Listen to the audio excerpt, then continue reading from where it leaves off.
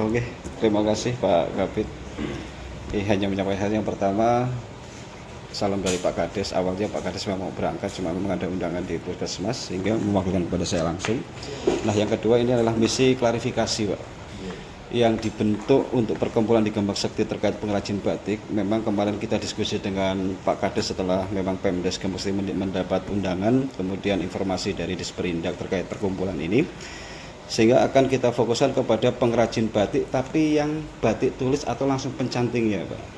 Kalau berbicara untuk pengusahanya, kita kan sudah terfasilitasi di Paguyuban yang Walet Sakti yang sekupnya 1 kabupaten, dan itu juga sudah berbadan hukum, sehingga kemarin kita mendapatkan bantuan IPAL yang komunal itu sampai 2,3 M pada saat itu.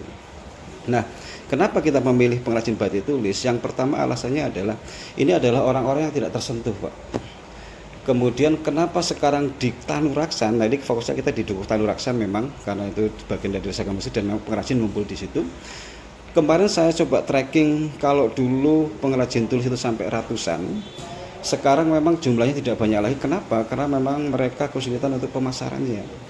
Sehingga inilah dasar Pak Kades, ayo Mas Yudi, coba cari pengrajin tulis yang rumahan saja, yang itu belum terafiliasi dengan pengusaha. Dalam arti terafiliasi adalah ada pengrajin tulis yang memang itu mereka hanya bekerja untuk mencanting, kemudian bahan bakunya dari pengusaha tersebut, kemudian hanya setor dari hasil cantingan, jadi tidak sampai finish. Yang kita ambil adalah pengrajin tulis yang membuat sendiri, beli bahan baku sendiri, mencanting sendiri sampai finish, kemudian mencari pasar sendiri, Pak. Nah, ini yang kita ambil. Kemudian tujuannya apa? Nanti kalau sudah tervalidasi badan hukum, yang pertama kami informasikan bahwa betul apa yang disampaikan tadi, ini adalah jalan untuk wadah fasilitasi tersebut, sehingga nantinya kami berharap tidak hanya fasilitasi dari bantuan alat saja, tapi bisa ke pelatihan-pelatihan yang lebih condong ke orang-orang ini, Pak. Nah, kemudian fokusnya nanti ketika Mbak Yaya tanya, Pak, langsung didiskusikan apa sih bantuan yang pas buat mereka. Kalau kita tanyakan ke pengrajinnya, mereka butuhnya alatnya adalah alat untuk kompor yang untuk nyanting itu sama bak untuk pewarnaan. Tapi kalau kita berpikir ke depan, mereka jalan di tempat itu karena pemasarannya yang terhambat. Sehingga memang Pak Kades dan saya diskusi sebenarnya apa ya Mas, yang agar mereka paling tidak bisa terpromosikan secara kontinu. Akhirnya kita, saya baru dengan Pak Kades itu sepakat ke bantuan studio untuk live TikTok ataupun medsos lainnya, Pak. Jadi nanti dibentuk sedemikian rupa, termasuk kalau boleh alat itu berbentuk kayak HP-nya gitu, bukan kamera, bukan, tapi HP yang mumpuni secara kualitas kameranya plus alat-alat lainnya, mungkin dari pagu itu seperti itu, Pak. Nah, mohon sebenarnya siap-siap Pak, kita ikut live ya Pak ya.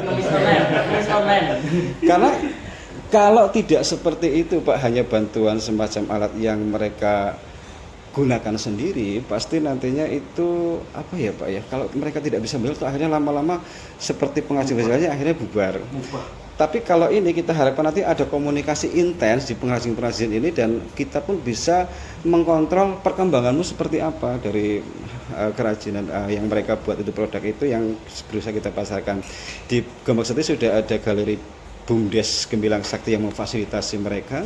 Intinya perkumpulan ini kita bentuk untuk memfasilitasi pengrajin-pengrajin yang seharusnya memang ini layak dibantu. Karena apa? Ketika contoh saja kebijakan dari Pemkab Kebumen untuk seragam sekolah saja, itu mereka hanya menjadi penonton Pak, karena produk mereka adalah produk batik tulis yang memang tidak bisa diserap sama sekali.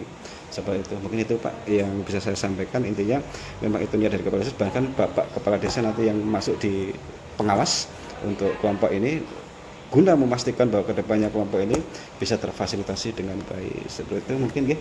Untuk klarifikasi lupa itu engkau udah lalu, Pak Wita Batik mau Pak. Bukan Pak, nyoba melu daftar hadir walaupun memang saya tidak kok jadi ketua Pak. Lebih kepada kan bisa nganah-ngeneh lah untuk komunikasi seperti itu.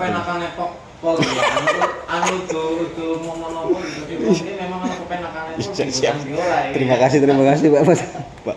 Demikian Pak Tri, Assalamualaikum warahmatullahi wabarakatuh.